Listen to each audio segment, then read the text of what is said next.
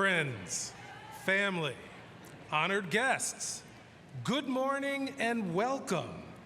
I am Christopher Allen Bracey, Provost at the George Washington University.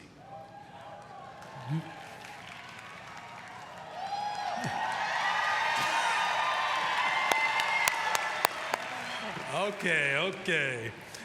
Members of the class of 2023 will now be represented in a procession of their peers from each school and college in the order of the school's founding.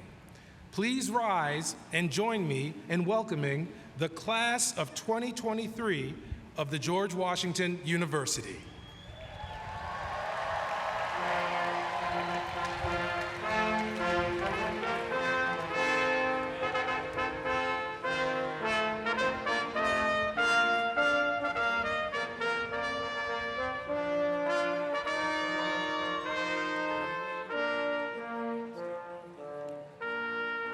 Welcome the Columbian College of Arts and Sciences, led by flag bearer Zhongzhu Wan.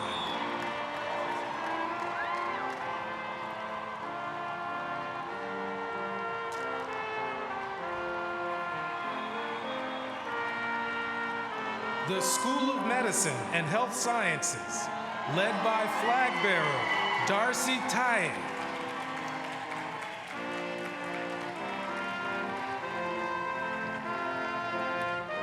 The George Washington University Law School, led by flag bearer Nija Chappelle.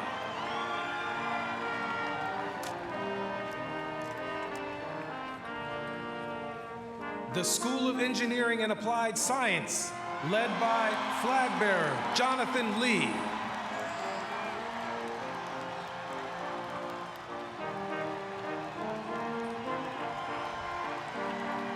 The Graduate School of Education and Human Development, led by flag bearer Caroline Rakas Wojciechowski.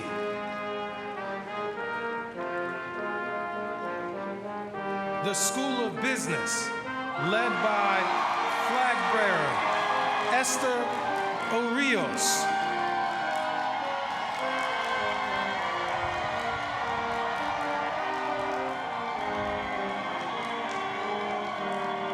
The Elliott School of International Affairs, led by flag bearer Bhaskar Paracha.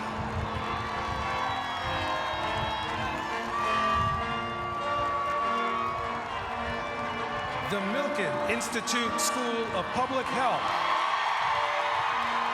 led by flag bearer Estefania Martinez Limo.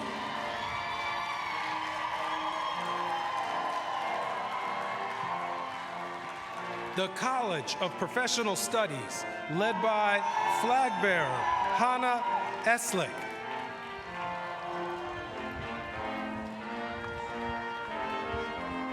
And the School of Nursing, led by flag bearer Anne-Marie Moynihan.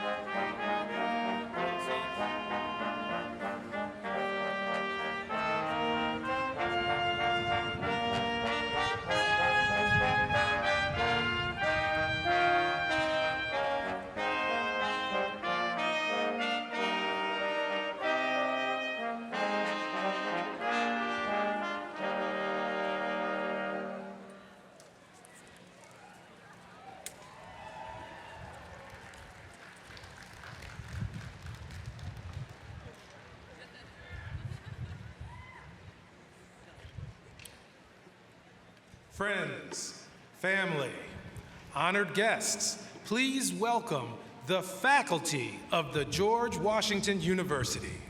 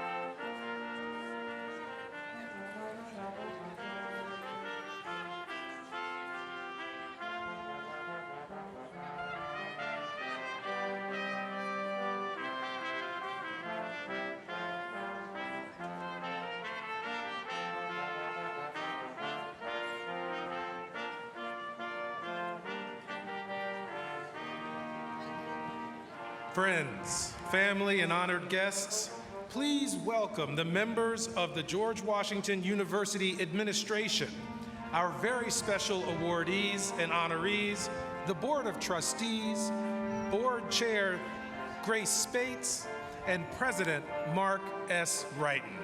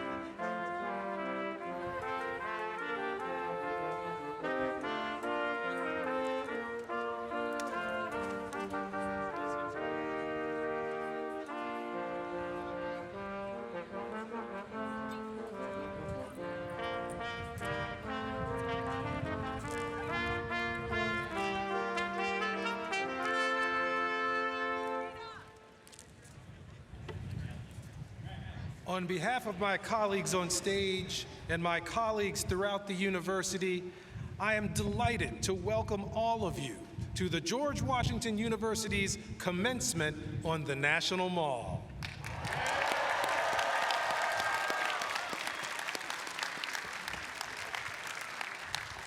We will continue our ceremony with the presentation of the colors by the George Washington University Naval Reserve Officer Training Corps Ceremonial Color Guard and the national anthem sung by Millicent Scarlett, and a professor in the Department of Music. Would those of you who are able, please stand and remove your hats. We will remain standing for the retiring of the colors, followed by the invocation from Rabbi Dan Epstein.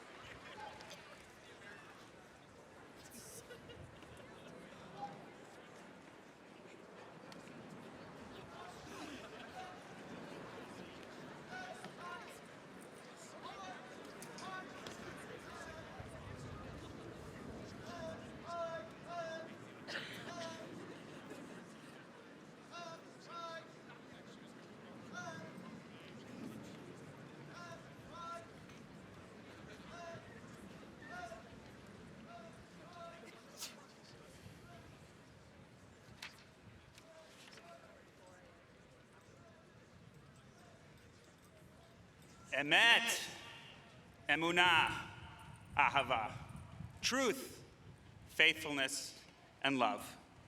Adonai sifatai tiftach ufi yagid tehilatecha. Open up my mouth so that my lips may declare your praise. King David.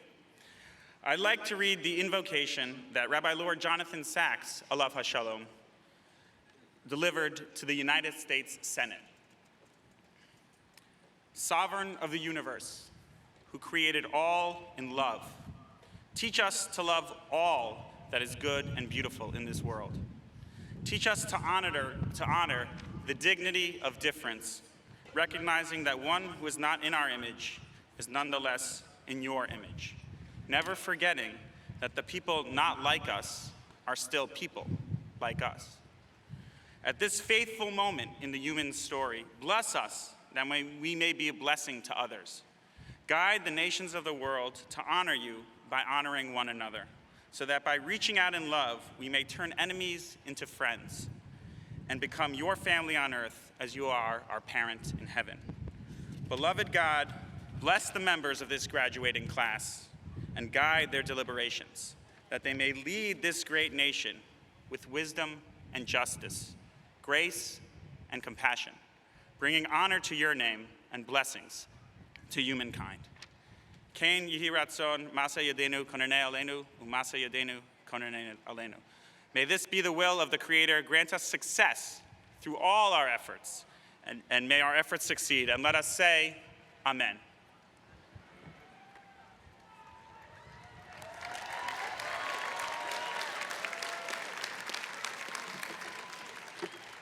Please be seated.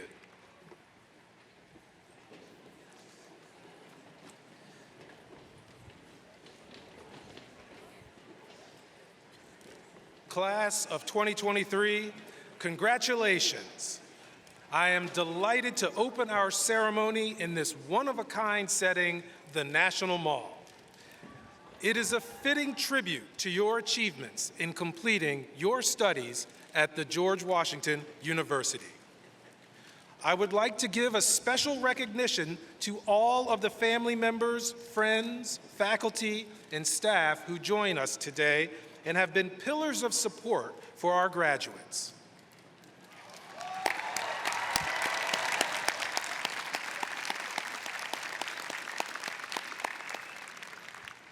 I also want to acknowledge the numerous alumni and friends whose generosity funded the scholarships that helped give many of you the opportunity to attend our university.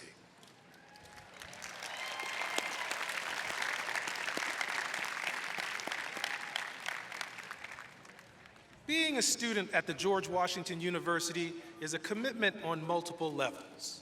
It is, of course, a commitment to realizing the promise of academic excellence. We expect our students to take full advantage of the education, research spaces, and other resources available to them in order to maximize their learning at this institution. But there is an even greater commitment you made when you became a student here, which is to apply the mastery of your discipline and the fruits of your experience to lives beyond GW in order to fight for a more just society and a better world. Our curriculum has provided opportunity for you to learn, to make mistakes, to be flexible, nimble, and innovative, and to grow. Through this process, you have acquired the tools you need to transform knowledge into action. Over the course of your lifetime, you will, of course, keep learning in many new ways, learning many new things in your career of choice. But you will also remain a curious student of the entire world, asking new questions, gaining new knowledge, and improving your community and the world. In fact, we demand this of our GW alumni. We expect that our graduates will have the courage to continue stepping up when facing the world's most difficult challenges. The fire in you will never go out. You must continue to let that fire fuel you into action and be a transformative change agent determined to make society better for the public good. We were proud to call you students at the George Washington University, and after today, we will be proud to call you all our newest class of graduates. Thank you for your lifelong commitment to this university, and congratulations.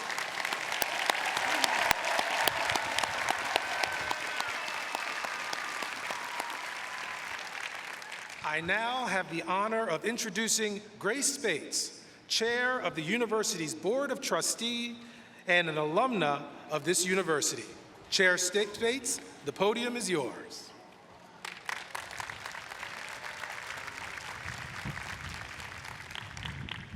Thank you, Provost Bracy. Congratulations, class of 2023.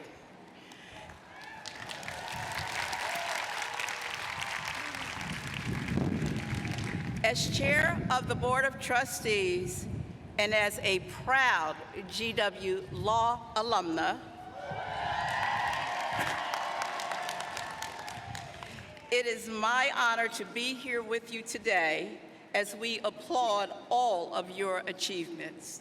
First, may I ask the trustees who have joined us this morning to please rise and be recognized by the audience.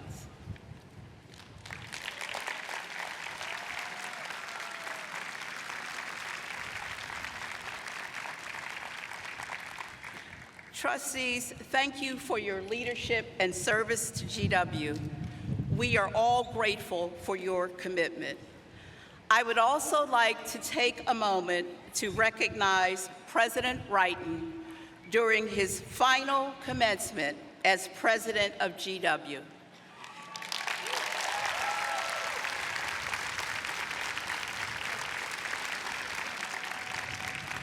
And we all want to thank President Wrighton for his service and leadership of our community over the past year and a half.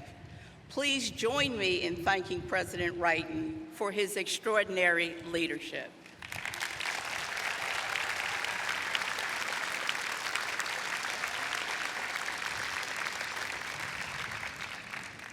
Class of 2023, there is so much to celebrate today.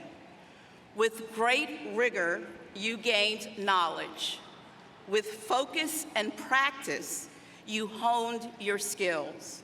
And with a deep commitment to growing and enhancing our incredible community of scholars, you built meaningful and lasting relationships with colleagues and mentors across GW.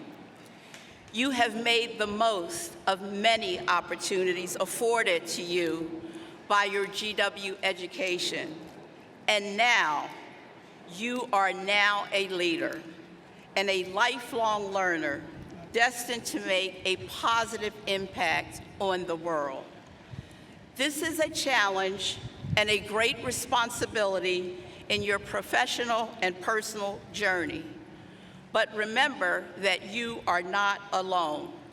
You have the support of your fellow graduates, your friends and families, and the Alumni Association that you are joining today. There are hundreds of thousands of GW alumni across the globe willing to support and encourage you every step of the way. You will find one of us anywhere you look. On behalf of the board and your fellow alumni, I wish you every personal and professional success as your journey continues. Congratulations.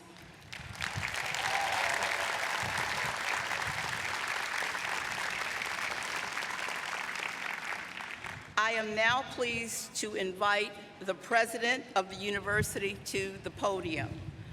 Dr. Mark S. Wrighton leads a community of faculty, students, and staff that numbers more than 31,000 people. Please join me in welcoming the George Washington University's 18th president, Mark S. Wrighton.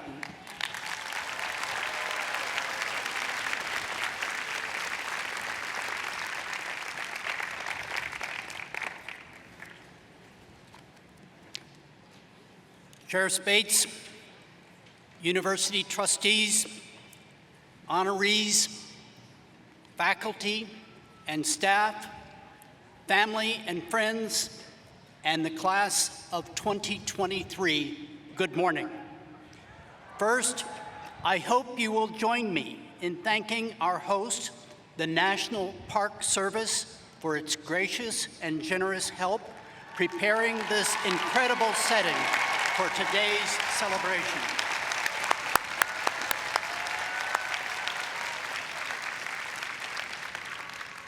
Now I would like to continue an important commencement tradition. Will the parents family and friends of the class of 2023, please rise to accept our congratulations and thanks. Thank you for being here. Please rise. Let students celebrate you.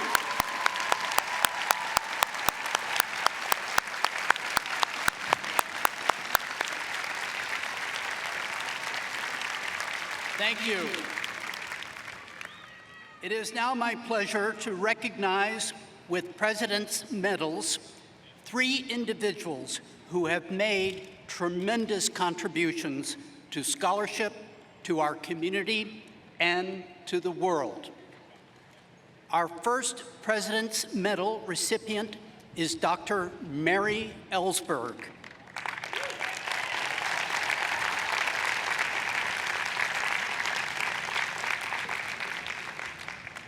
For decades, Mary Ellsberg has been a leading global expert on violence against women and girls, having authored more than 40 books and articles on this subject.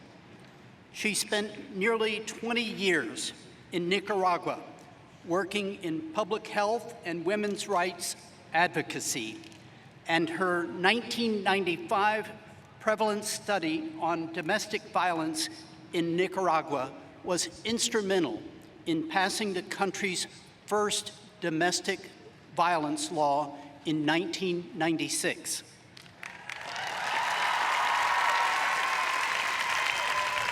Prior to joining GW, Dr. Ellsberg was a member of the core research team of the World Health Organization's landmark multi-country study on domestic violence and women's health, and she served as Vice President for Research and Programs at the International Center for Research on Women.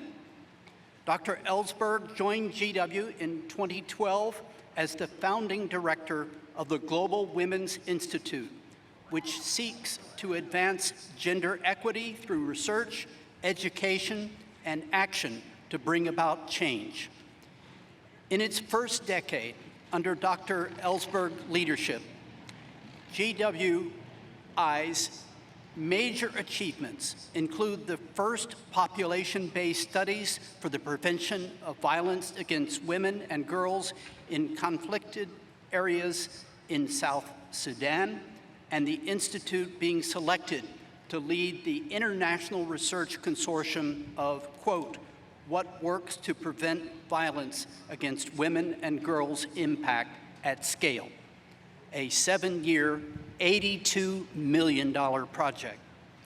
Dr. Ellsberg has many contributions to public health and policy-oriented research to promote gender equality, making her a most deserving recipient of this university honor. Mary Ellsberg, in recognition of all the foregoing, I am proud to bestow upon you the George Washington University President's Medal.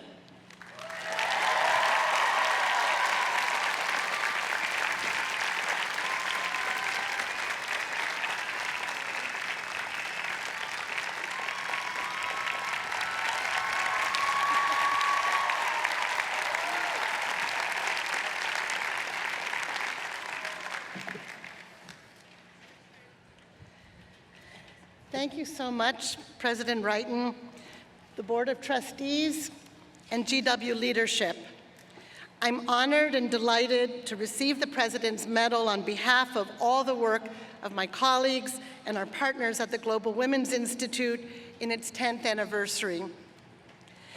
Today is a truly special day, not only for receiving such a tremendous honor, but also because I'm now the proud parent of a new GW graduate who is sitting among you in the audience.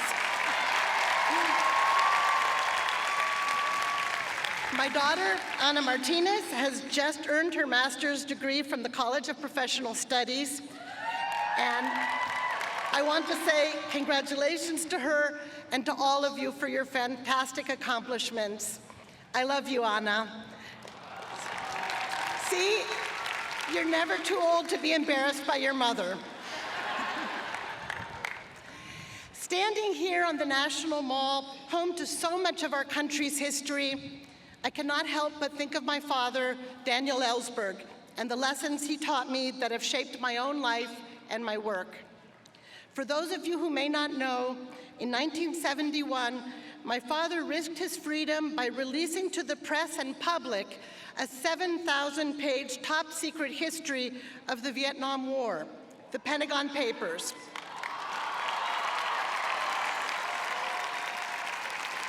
Exposing decades of government lies and deceit. His courageous action changed the course of history.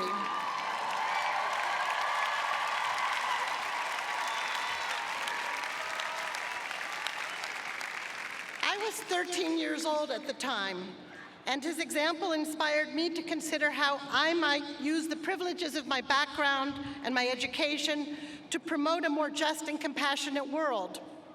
My own path led me first to work as a community health organizer in Nicaragua, and later as a feminist researcher and activist in the global movement to end violence against women and girls.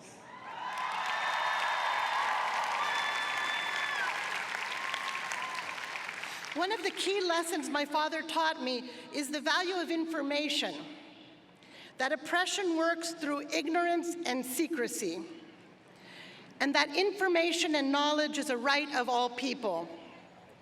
We apply this lesson at the Global Women's Institute by combining rigorous evidence with education and activism to advance gender equality. In fact, I became a researcher because politicians were not paying attention to violence against women and girls. But soon we were able to demonstrate through our research that nearly 1 in every 3 women worldwide have experienced physical or sexual violence in their lifetimes.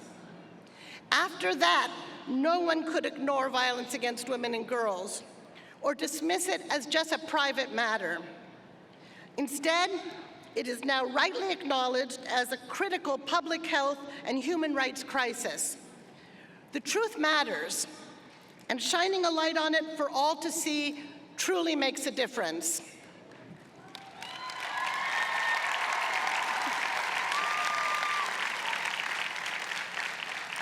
My father was recently diagnosed with pancreatic cancer. I'd like to share his thoughts with you about the power of activism. He wrote, "As I approach the end of my life, I find hope in all the young activists who bravely raise their voices. The anti-Vietnam War movement taught us that when young people express their concerns through concrete action, they have the power to save lives."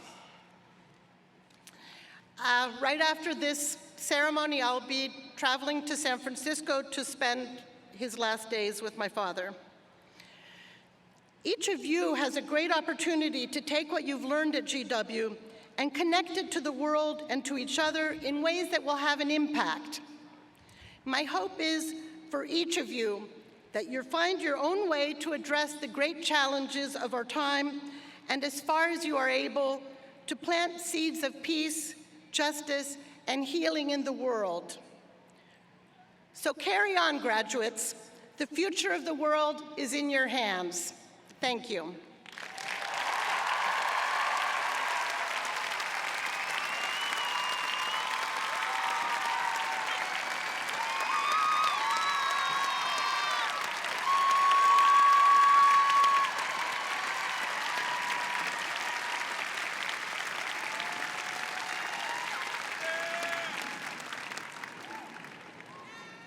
Thank you, Professor Ellsberg. I wish for you and your father a good period ahead. Our second President's Medal recipient is Professor Walter Reich.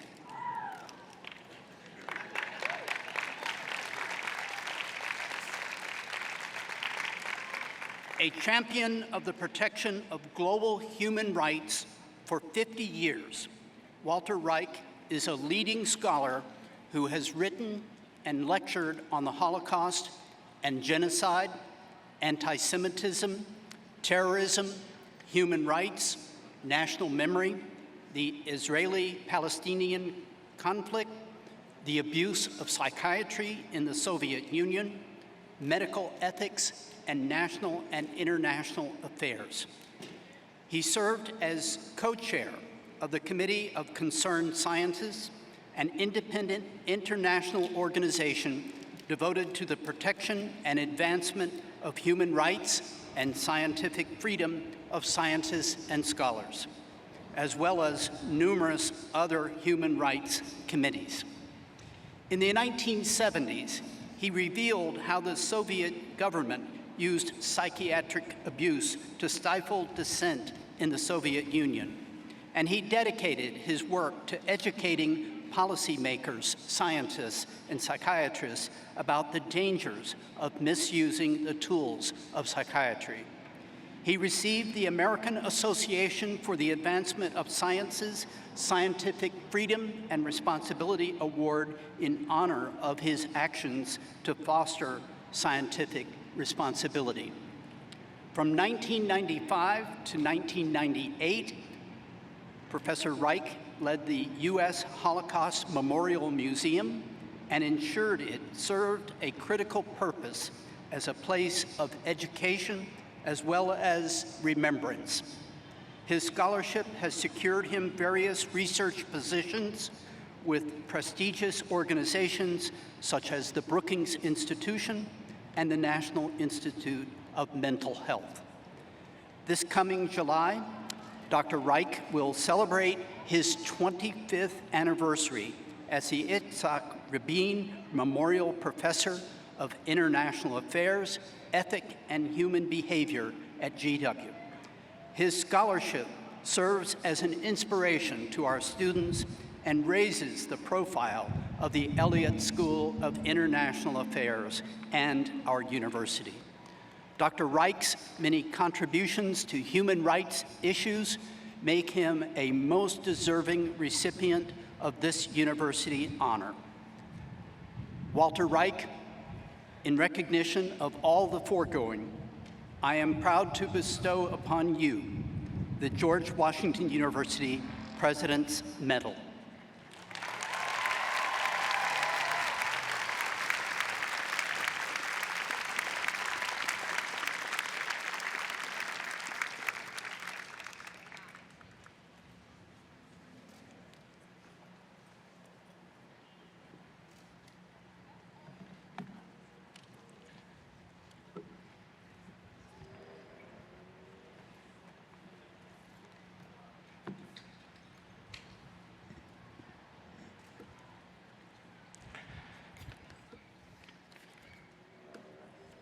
Thank you, President Wrighton. It's a great honor to receive GW's Presidential Medal. I'm grateful to my colleagues and to the university administration and the trustees for having encouraged my efforts, and most of all, to my students. We try in what we do to contribute what we can. I want to explain why receiving the medal is, for me, especially meaningful and personal. The story begins in 2001, when I got an email asking for nominations for GW's Alumnus of the Year award. I had already started teaching about Holocaust memory at GW, and nominated Carl Lutz, who had received an AB, that's what the degree was called at the time, in History and International Affairs from GW in 1924. Lutz, then a young Swiss national spending time in the US, returned to Switzerland, worked in the Swiss Foreign Service, and during the Holocaust was the Swiss vice consul in Budapest. In 1944, he gave over 60,000 Jews in the Budapest ghetto diplomatic letters certifying that they were under the protection of the Swiss embassy. The Swiss embassy did not ask him to do this. At one point, according to several accounts, Lutz, fully clothed, jumped into the Danube, into which Jews were being shot by Hungarian Nazis, and pulled out a bleeding woman, announcing to the astonished members of the Hungarian Arrow Cross, who had stopped shooting when they saw him jump into the water, that he was the Swiss vice consul and that the woman was under his embassy's protection. After I nominated Lutz to be Alumnus of the Year, GW staff explained that there was a problem. According to GW's rules at the time, an Alumnus of the Year had to still be alive, and Lutz had died in 1975. But I persisted. GW staff kept on trying to find an appropriate way to honor Lutz. And in 2014, President Stephen Knapp solved the problem by awarding Lutz a posthumous presidential medal. That's why, when President Wrighton told me that he wanted to give me a presidential medal for some things I've done, I was stunned and shaken.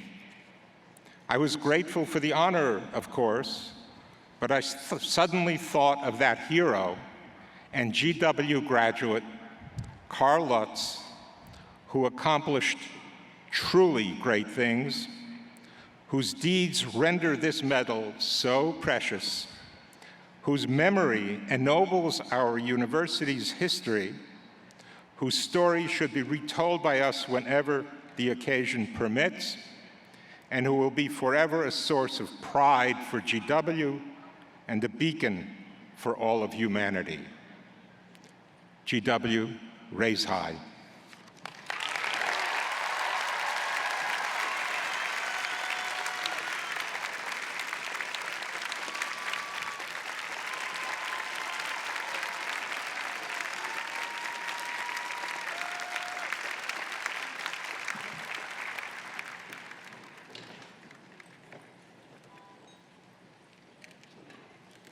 During my short tenure as president, I've met many talented faculty, staff, and students.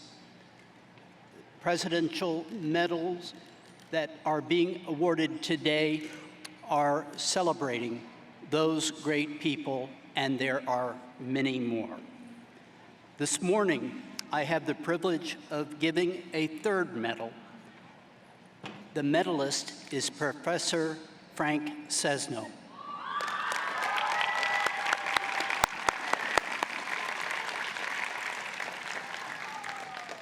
For more than 3 decades, Frank Sesno has been a leading voice in news media, journalism, and sustainability.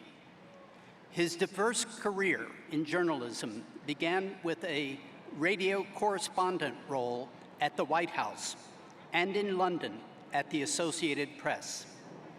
Then he spent over 20 years at CNN, where he served as White House correspondent, anchor, and Washington bureau chief, covering subjects ranging from politics to climate change. He has interviewed 5 US presidents and thousands of political, business, and civic leaders, including Hillary Clinton, Bill Gates, and Walter Cronkite.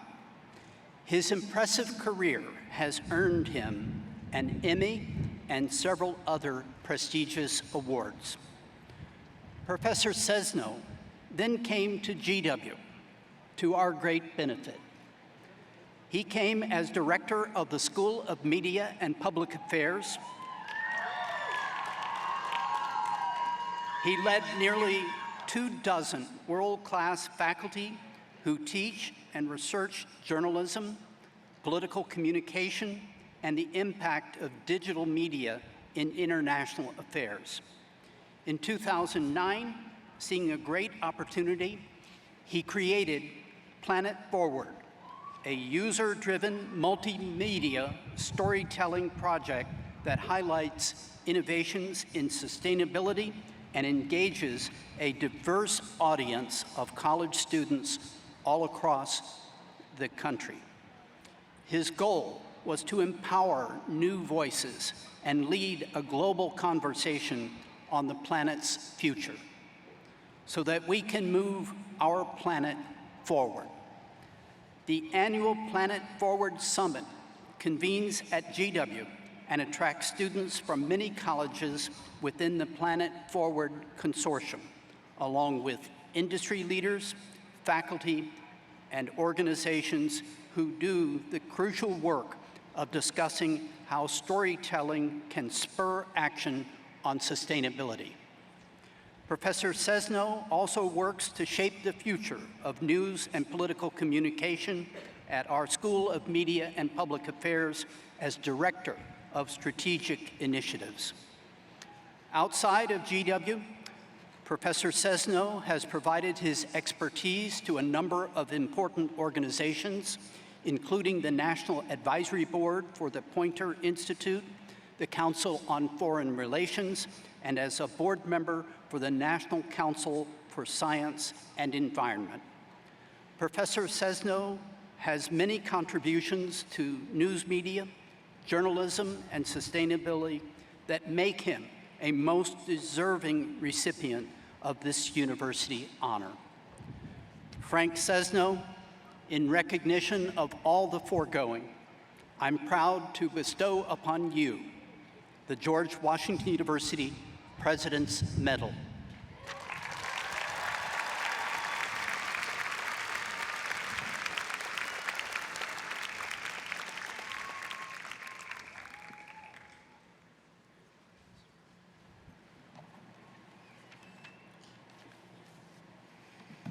Wow. President Wrighton, thank you so much for this truly deep and humbling honor.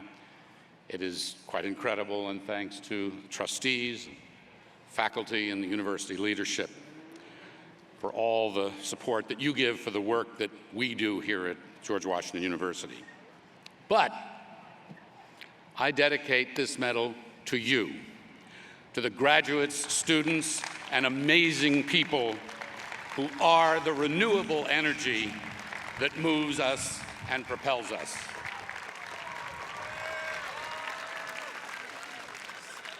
As a journalist at CNN, the AP, and the Voice of America before that, I've reported on too many problems, crises, and confrontations around the world. But I have also seen unbelievable learning and courage, resilience and creativity and breakthrough that often, too often, don't make the news. And it was that second set of traits that brought me here to GW and where I started Planet Forward. Climate change has dumped on our doorstep so many challenges. Record heat, droughts, extreme weather, melting glaciers, species loss, and hardship that hits the poorest the hardest. But there is also so much research, commitment, and innovation. Sometimes that's captured in the headlines. Here are a few. In Colorado, the soil beneath solar panels is ripe for growing crops. How indigenous knowledge guides climate change. Soil care in regenerative agriculture. DC community activists win electric bus fleet in Ward 4. All of those stories were researched, reported, and published by students from across the country on Planet Forward this year.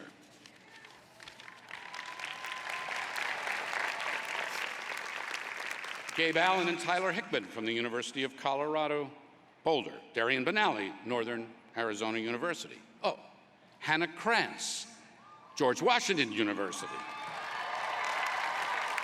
Sophie Kaler and Zoe Swift, George Washington University. I got a note from one of my students who was in my sustainability reporting class this year. She wrote, "I took this class in hopes of learning more about sustainability journalism and finding my voice within a looming, disheartening climate crisis. It's easy to feel hopeless when discussing climate change.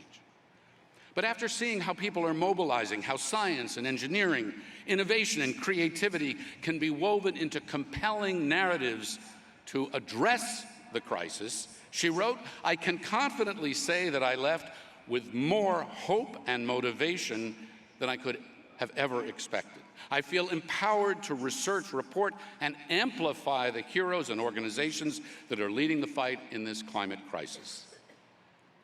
We face a daunting array of problems. You face a daunting array of problems, environmental, political, social, economic, and more. And in today's media environment, where social media platforms and others have become conveyor belts of complaint, outrage, and misinformation, we can easily lose sight of that ingenuity, determination, and yes, hope and motivation out there that you can amplify. And you have more power to amplify, more reach, impact, and access to information than any generation ever in human history. So, you can write an inspiring story. You can be a central character. You can move the planet forward, and that gives all of us hope and motivation.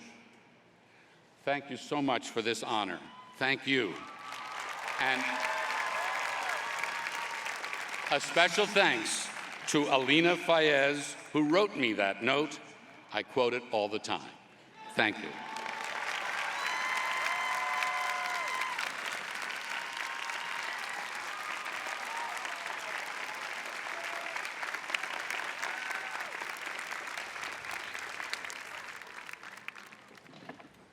Thank you, Professor Cesno, and congratulations to all of our Presidential Medal recipients. I would now like to introduce Will Alexander, graduate of the class of 2004 and 2006, and he also serves as the president of the GW Alumni Association.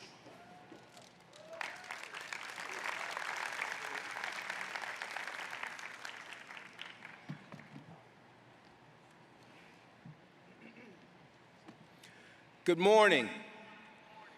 I'm pleased to bring you greetings on behalf of the George Washington University Alumni Association and to officially welcome all of you into the fold as newly minted alumni of the George Washington University.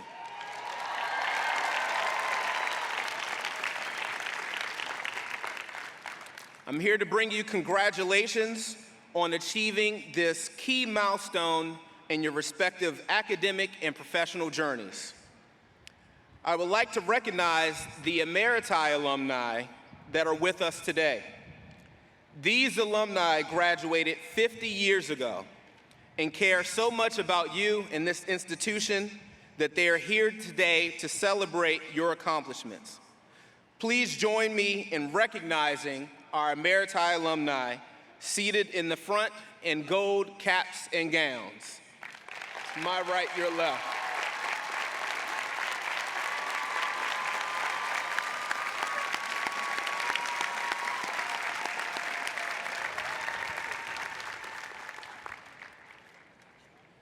I happen to know one of them, Dr. Artie Polk, who serves with me on the Alumni Association Executive Committee. And he's spry and young, and I had no idea he was going to be here in gold today, and I just wanted to shout him out and thank him for his continued service and support of all of you.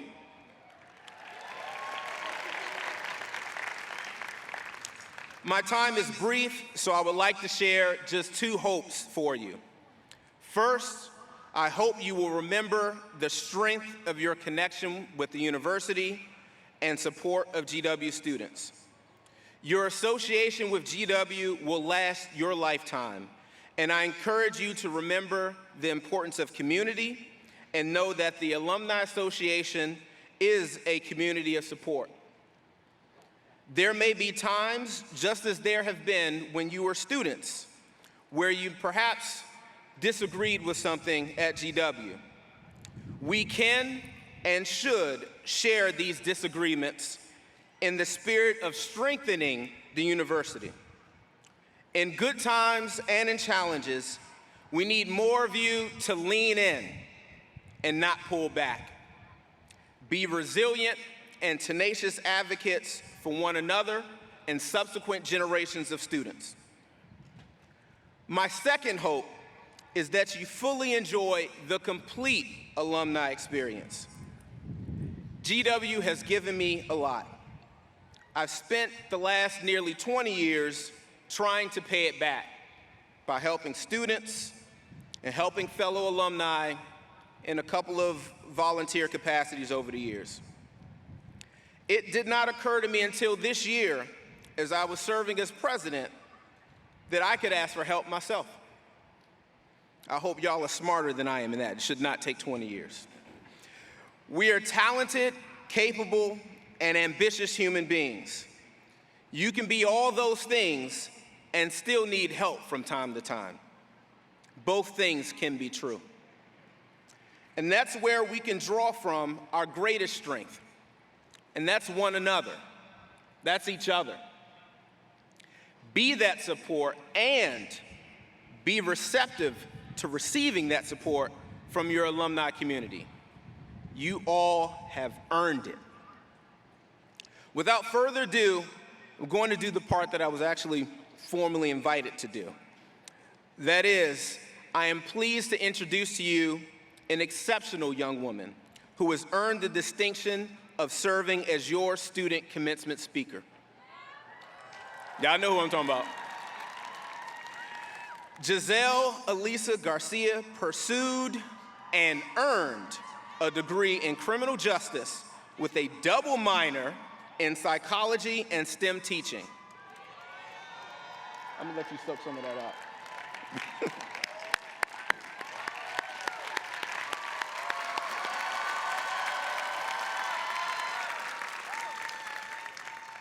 She is passionate about social justice and eradicating systems of oppression that target marginalized communities. Her work in these areas has led her to re-examine the history of the civil rights movement in the United States, develop her own podcast to promote awareness of societal issues, engage in community service and activism throughout the American South, and participate in community service with indigenous populations in Peru. Please join me in welcoming Giselle Garcia, the class of 2023 student commencement speaker, to the podium.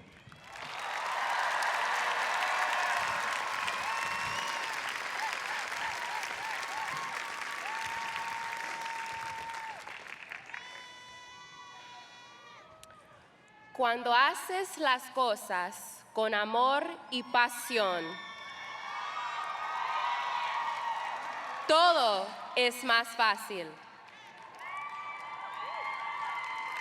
When you do things with love and passion, everything is easier. Bad Bunny.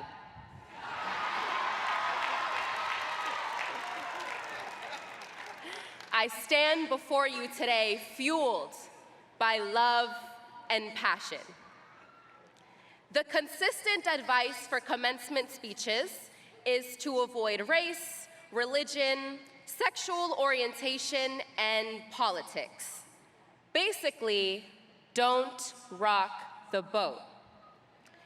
You have poured your hearts into different disciplines: business, art, public health, science, journalism, history.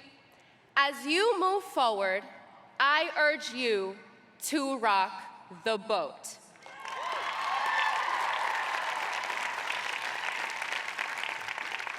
I am angered and saddened by the injustice and hatred seeping through every corner of our nation, but also proud and inspired by the humans before me who I know will try to change that.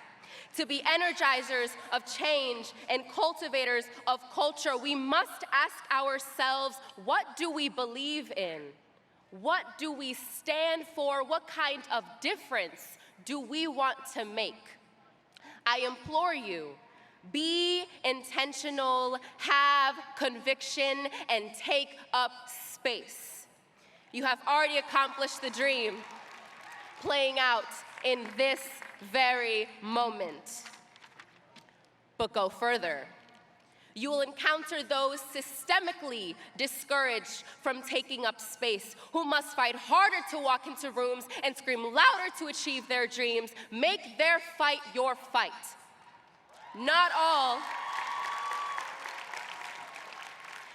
all are meant to yell from rooftops, but consider how you contributed in classes without physically raising your hand.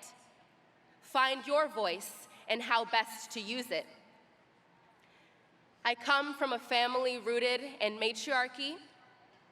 My grandmother left this world illiterate, but she did not leave silent. She did not go gentle into that good night.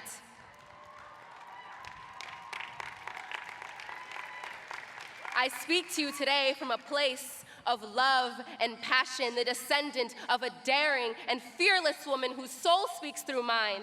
I hope that in my words, you hear her echoes of perseverance and audacity and the echoes of voices from loved ones you have lost. We are not alone today. We carry our ancestors' strength and tenacity. Let's promise them to catalyze the shift our society so desperately needs, to be moral agents of change in every community to which we will belong.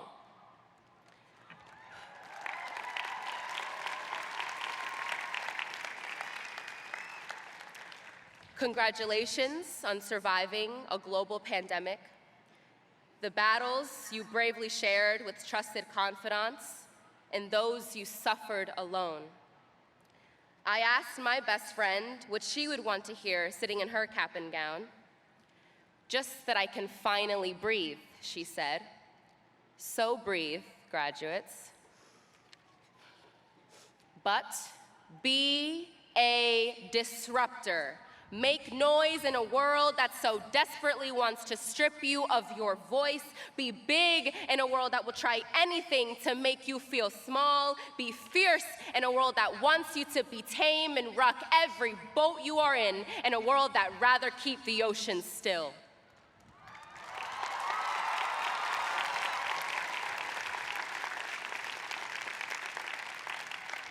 George Washington class of 2023. You may fall before you fly, but I'm certain that at some point you will soar. And if you ever find yourself feeling like you are not winning, just ask yourself, how can I lose if I'm already chose?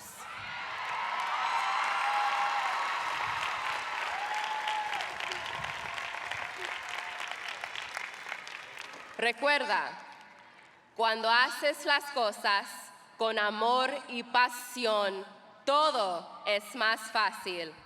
Gracias.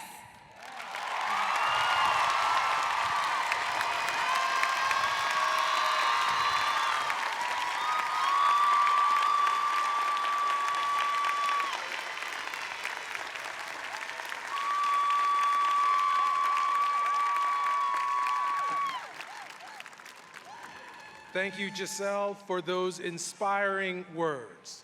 There's no doubt you will be a change agent in the future. President Wrighton, it's now time to confer the honorary degrees.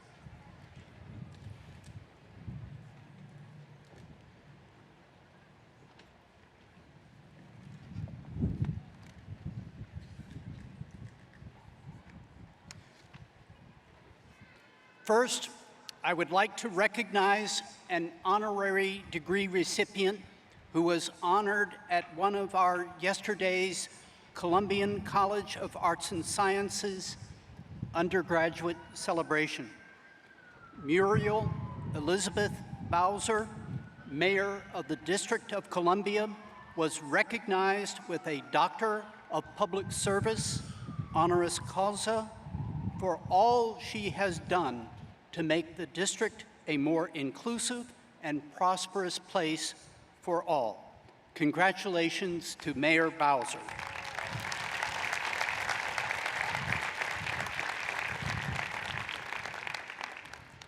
Now, the first of the honorary degrees this morning will be introduced by Suk-Yang Zhang.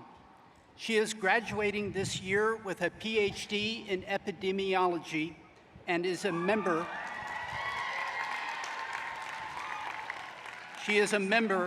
of the inaugural cohort of Michael and Lori Milken Public Health Scholars. Her doctoral training and research were fully supported by this program. She is now working in public health as a research professor at the National University Hospital in South Korea. Suk-Yang.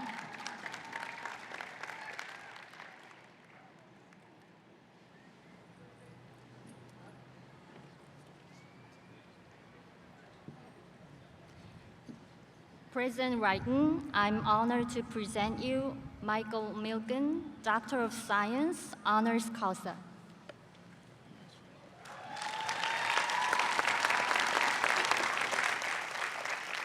Mike Milken is a visionary philanthropist and innovator who has been dramatically furthering knowledge and improving lives for more than 50 years. When Mike's mother was diagnosed with breast cancer in 1972, he began his quest to further medical research. Since then, he has been a leader in both philanthropy and finance. In 1982, he co-founded the Milken Family Foundation, which has worked with more than 1,000 organizations to address issues affecting our inner cities, assist families and build youth programs, and has funded essential research on disease and public health. His other philanthropic endeavors are too many to name, but include the Milken Scholars and the Prostate Cancer Foundation. Mike also reformed modern capital markets, making them more efficient, dynamic, and democratic by expanding access to capital and by pricing and rewarding risk more efficiently. He helped finance thousands of companies, and his innovations help fuel strong economic growth in the United States. Mike is also the founder and chairman of the Milken Institute, a nonprofit, nonpartisan social and economic think tank that seeks to create a more informed public, more thoughtful policy making, and improved economic conditions.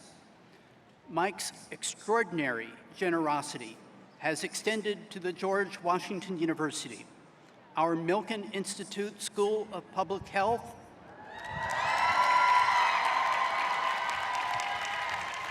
is named in his honor after the university received transformative gifts from the Milken Family Foundation and the Milken Institute.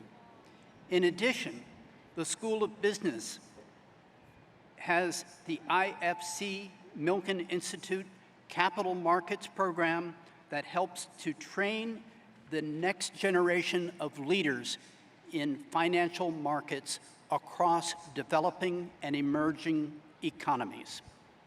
Mike's impact has led to new therapies and treatments for disease, revolutionized the world of finance, improved education in the United States and beyond, and enabled progress in finding solutions to the world's most pressing public health issues. It has been said that no one has done more to advance life sciences. Mike Milken, in recognition of all the foregoing, and by the virtue of the authority granted to me by the Congress of the United States of America, vested in the Board of Trustees of the George Washington University, I hereby confer on you the degree of Doctor of Science, honoris causa, and declare you fully entitled to all its rights, honors, privileges, and responsibilities that I know you will fulfill. Congratulations.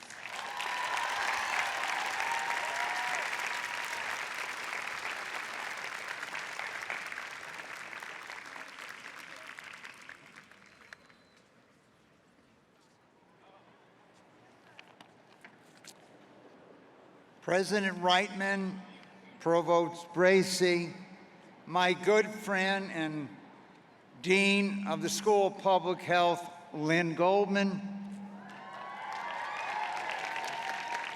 the entire George Washington community of faculty and students, thank you for this great honor. And to the class of 2023, congratulations on a job well done.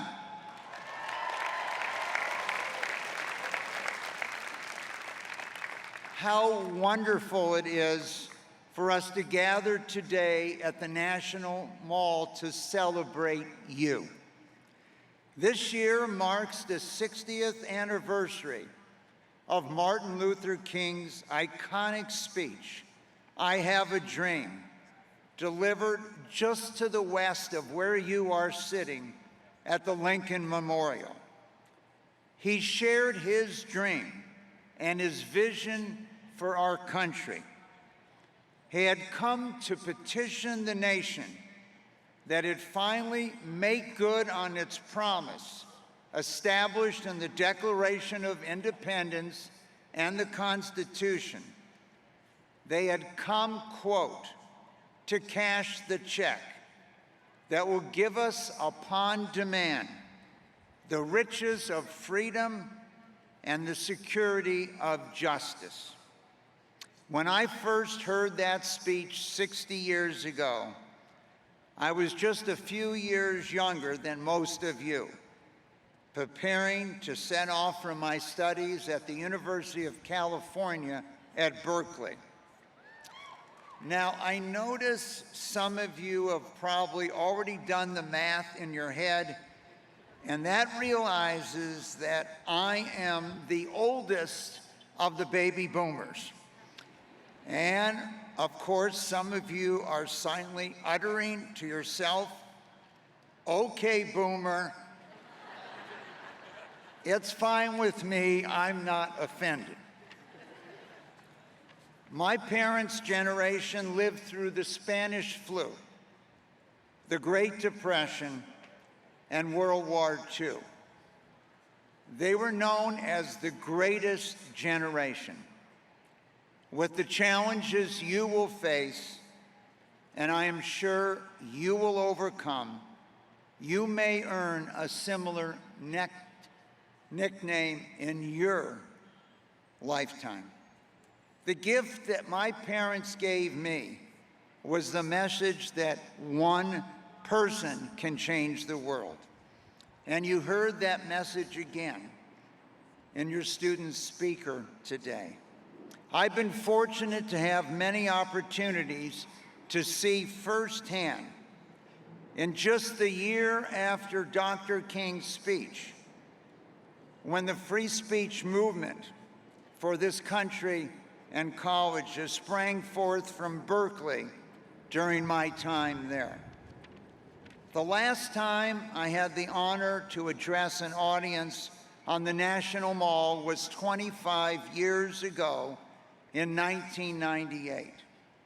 We brought together 500,000 people at the mall and across the country to call for increased funding of biomedical research. I told the audience that day that previous generations had fought and won wars so that we could be free. Our generation, I argued, should be to expand our commitment to medical research and public health to enable future generations to be free from life-threatening diseases. That day we focused on cancer, but the result of that march was the doubling of the National Institute of Health's budget.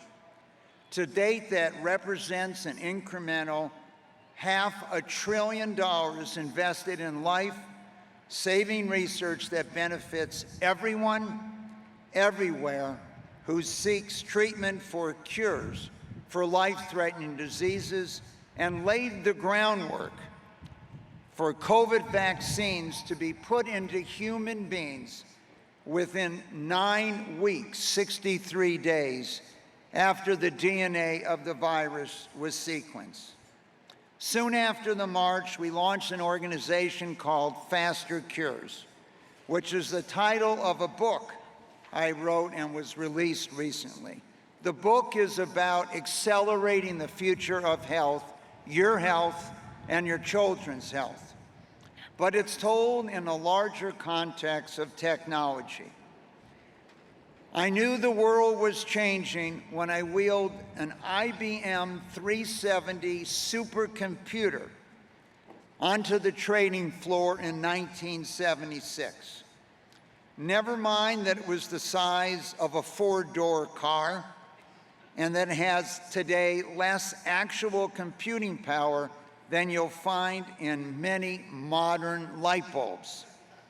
It signaled a transformation was upon us. Those advancements since could not have been imagined, but the technology transformation unfolding today is like anything the world has ever seen. These advancements enter our daily life seamlessly, that most of us all take them for granted today. Yes, they allowed OK Boomer video to go viral on TikTok.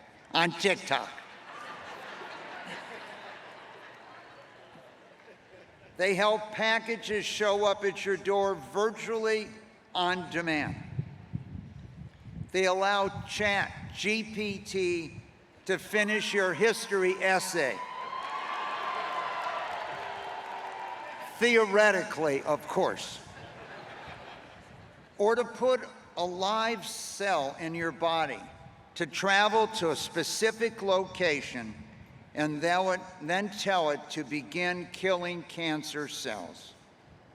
While the book focuses on accelerating the future of health and medical research, most of the stories are told about individuals. Public health and medical research, like all human achievement, is driven by an individual or individuals. As my parents told me, one person can make and change the world. This theme is reflected in the remarkable lives and work of today's honorees, including the most honored commencement speaker, Brian Stevenson. I leave you today with one of my favorite quotes from a great researcher, Margaret Mead. She said, "Never doubt that a small group of thoughtful, committed citizens can change the world. In fact, it is the only thing that changes the world." I have no doubt that you are such a group. Congratulations.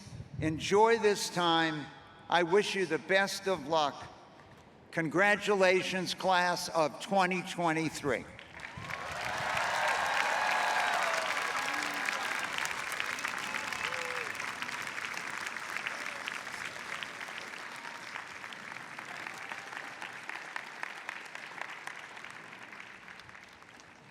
I now have the pleasure of recognizing our second honorary degree recipient today. The second honorary degree recipient will be introduced by Maxie Lawton, who is graduating with a Juris Doctor from GW Law. Maxie was previously part of the 75th Ranger Regiment, known as the Army Rangers in the U.S. Army. Maxie served as the president of the Veterans Law Student Association at GW Law. Upon graduation, Maxie will begin his legal career as an associate at Ogletree Deacons, focusing on labor and employment law. Maxie?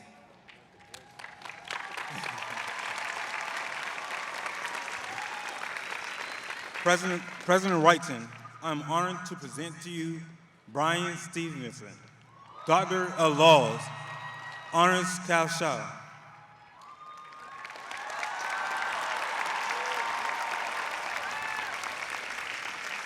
Brian Stevenson is a tireless advocate for justice who has used his law degree to defend those wrongly accused and convicted and to fight against discrimination and poverty. He graduated with both a master's in public policy and a law degree from Harvard and started defending capital defendants and death row inmates as a staff attorney with the Southern Center for Human Rights in Atlanta. In 1989, Mr. Stevenson founded the Equal Justice Initiative, a human rights organization that focuses on social justice in the context of criminal justice reform in the United States. Mr. Stevenson remains the executive director of the organization, which litigates on behalf of death row prisoners, children in the justice system, wrongly convicted or charged poor people denied effective legal representation, and others whose trials are marred by racial bias or misconduct. Mr. Stevenson has argued and won multiple cases at the United States Supreme Court, including a 2019 ruling protecting condemned prisoners who suffer from dementia and a landmark 2012 ruling that banned mandatory life imprisonment without parole sentences for children 17 or younger.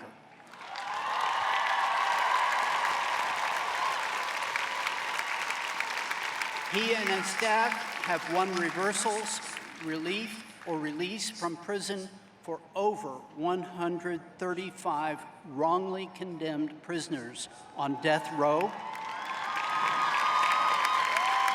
and won relief for hundreds of others wrongly convicted or unfairly sentenced.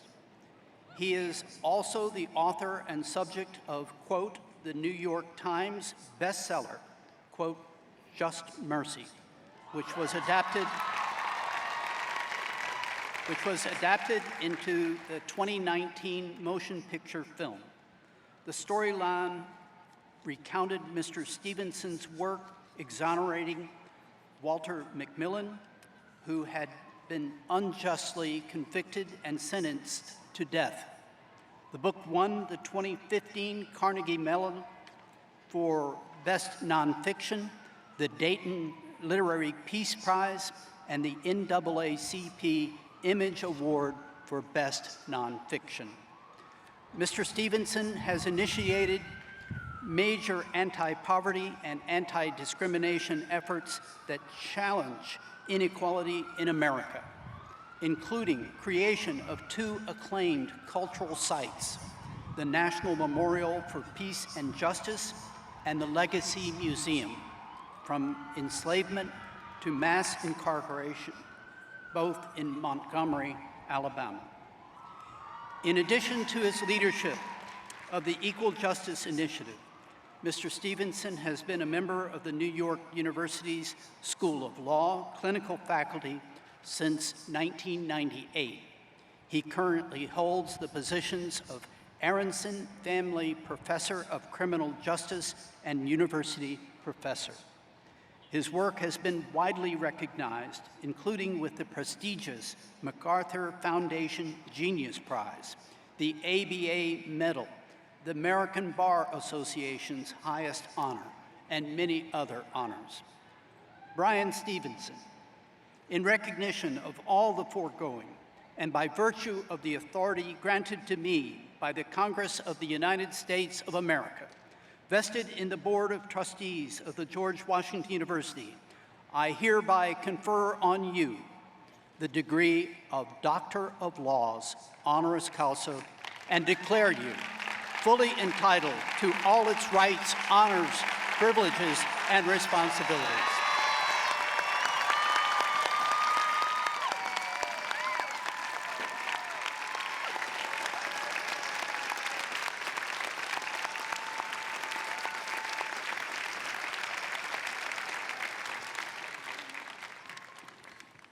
Class of 2023, commencement is a time to celebrate your accomplishments as well. It's my hope that this is just one stage in your educational journey as you live a life of inquiry, discovery, and service. President Wrighton, I invite you to offer your charge to the graduating class of 2023.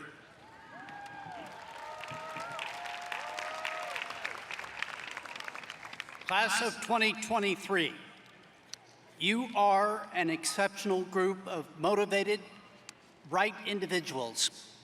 Congratulations on completing the requirements for your degree. But you have done much more than fulfill those requirements. During your time at the George Washington University, you have matured intellectually, emotionally, and socially. You have engaged with others, very different from yourselves. You have taken bold risks. Through your scholarship, you have built bridges and crossed borders. You have accomplished much in academics, athletics, and interest groups. Today, I charge you to keep alive the aspirations that brought you to the George Washington University. Devote yourself to a lifetime of learning, not only in your chosen fields and careers, but also in seeking to understand the diverse experiences and perspectives you will continue to encounter beyond this university. At the George Washington University, you received an education designed to prepare future leaders. Now, you are those leaders, equipped with knowledge, skills, and resources to help solve the world's most pressing challenges, both today and tomorrow. Much confidence has been properly placed in you, and we will see a large return on that investment. I charge you to develop greater empathy every day in your personal and professional interactions, whether you are in medicine, serving patients, in law, seeking justice, in the arts, creating thought-provoking experiences, in political science, studying governance and power. Indeed, every member of the class of 2023 must use what you have learned at the George Washington University to uplift communities and serve the public good. Above all, I charge you to live a life of meaning and purpose.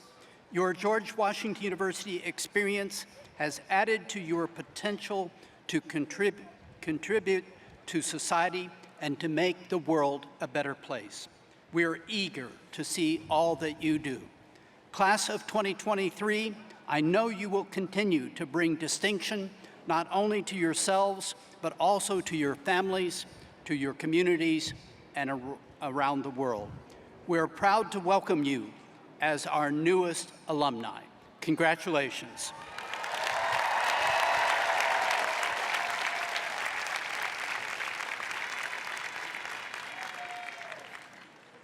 Thank you, President Wrighton.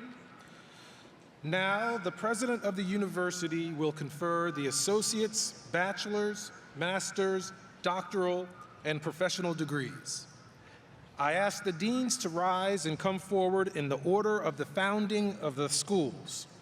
Candidates, as your dean announces degrees from your college or school, please rise and remain standing until all of the degrees of the university are called.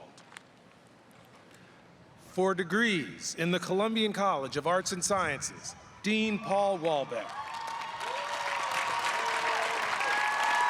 President Wrighton, it is with great pride and immense pleasure that I present the graduates of the Columbian College, the first and largest of the university's academic units and home of what we call the engaged liberal arts. Would the candidates in the following degrees please rise? Associate in Arts, Bachelor of Arts, Bachelor of Fine Arts, Bachelor of Science, Master of Fine Arts, Master of Arts, Master of Forensic Sciences, Master of Philosophy, Master of Public Administration, Master of Public Policy, Master of Science, Doctor of Philosophy, Doctor of Psychology. These candidates have completed all requirements for the degrees indicated, and the faculty asks that the degrees be conferred.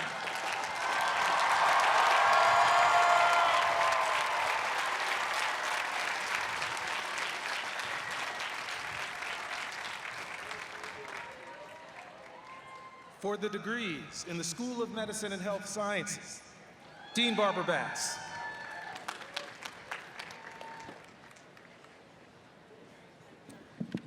President Wrighton.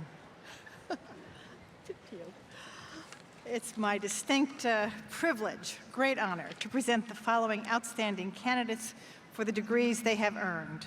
Will the candidates of the School of Medicine and Health Sciences, currently celebrating its 199th year, please rise? Bachelor of Science in Health Sciences, Master of Science in Health Sciences, Doctor of Physical Therapy, Doctor of Occupational Therapy, Doctor of Philosophy, Doctor of Medicine, and Doctor of Health Sciences. These candidates have completed all requirements for the degrees indicated, and the faculty asks that the degrees be conferred.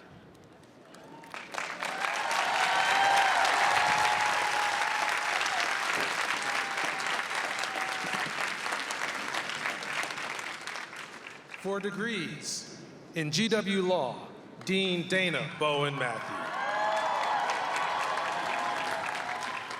President Wrighton, we are honored to introduce the students of the GW School of Law. Will the candidates who have completed the Master of Studies of Law, the Juris Doctorate, and the Masters of Law please rise?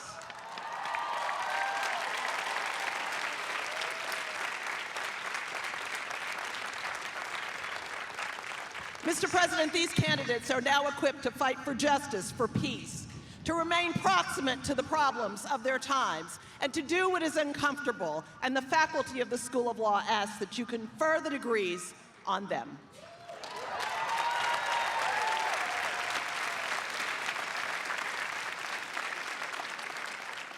For degrees in the School of Engineering and Applied Science, Dean John Law.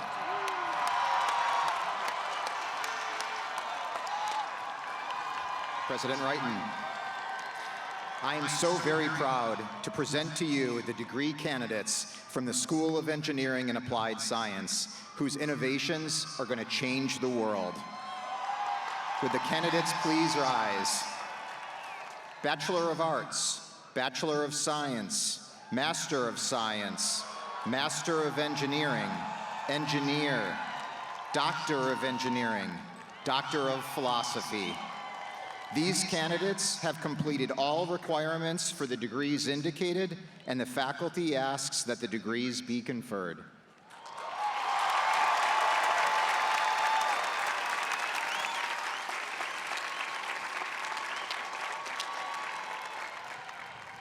For the degrees in the Graduate School of Education and Human Development, Dean Michael Foyer.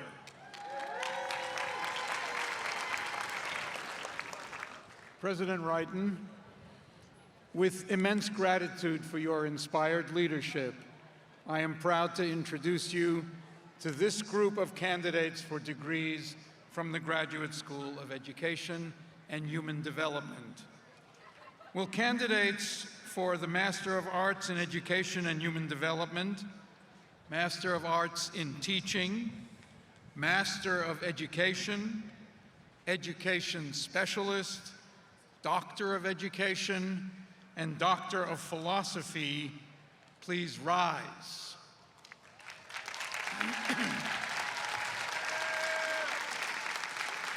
These candidates represent the future and the continuity of the great American educational experiment, and on behalf of their world-class faculty, I ask that the degrees be conferred.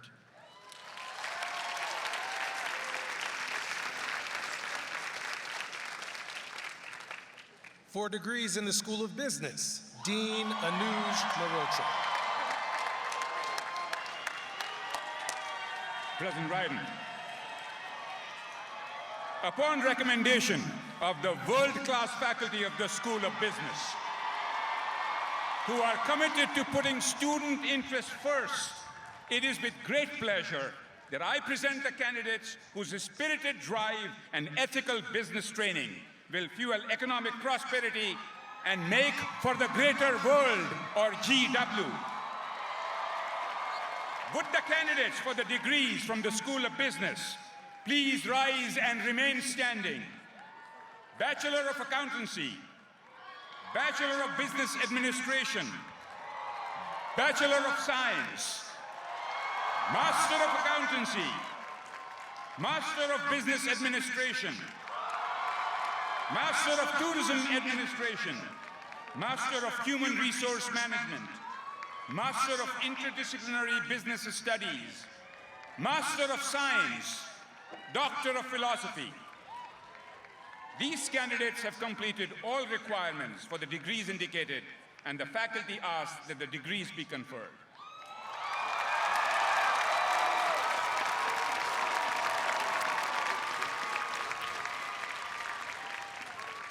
For degrees in the Elliott School of International Affairs, Dean Alyssa Ayers.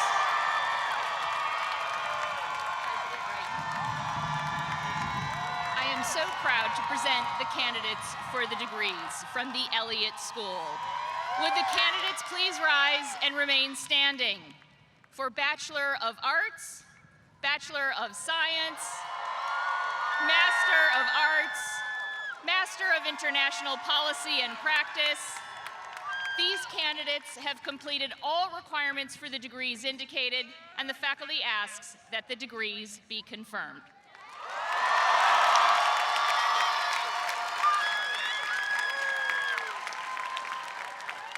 For degrees in the Milken Institute School of Public Health, the Michael and Lori Milken Dean of Public Health, Lynn Goldman.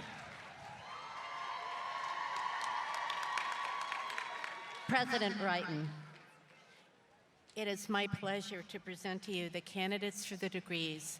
Would the candidates please rise? Bachelor of Science, Master of Science, Master of Health Administration, Master of Public Health, Doctor of Public Health, and Doctor of Philosophy. President Wrighton, these candidates have completed all of the requirements for the degrees. They are ready to go out in the world to assure healthier and safer communities through the power of public health. The faculty asks that the degrees be conferred.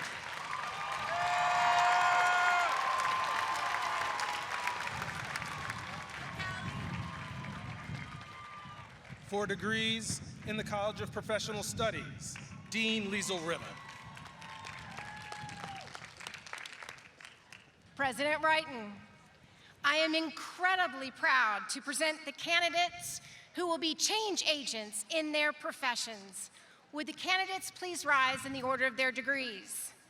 Bachelor of Professional Studies. Master of Professional Studies.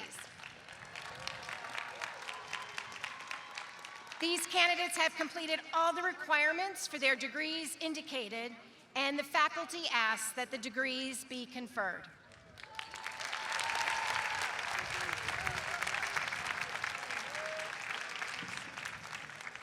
For degrees in the School of Nursing, Interim Vice Dean Majida El Banya. President Wrighton. I'm proud to present the candidates for the following degrees. Would the candidates please rise? Bachelor of Science in Nursing. Master of Science in Nursing. Doctor of Nursing Practice. These candidates have completed all the requirements for the degrees indicated, and the faculty asks that the degrees be conferred.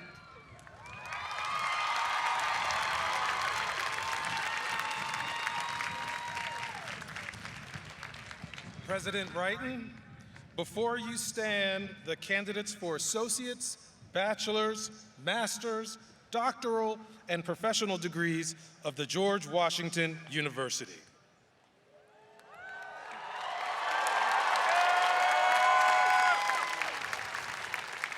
By virtue of the authority granted by the Congress of the United States of America, vested in the Board of Trustees of the George Washington University, I hereby confer your degrees and declare you fully entitled to all their rights, honors, privileges, and responsibilities.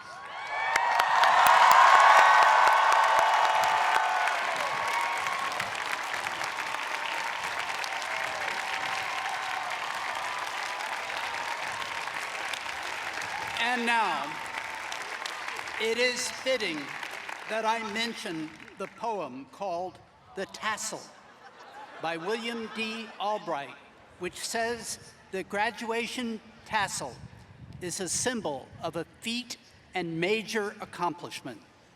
This poem has been beautifully recorded by the author and can be viewed online by clicking the link toward the end of the digital commencement program. As a celebration of this major accomplishment by all of you and your new status as university graduates, you may now move the tassels on your caps from right to left. Congratulations to you all.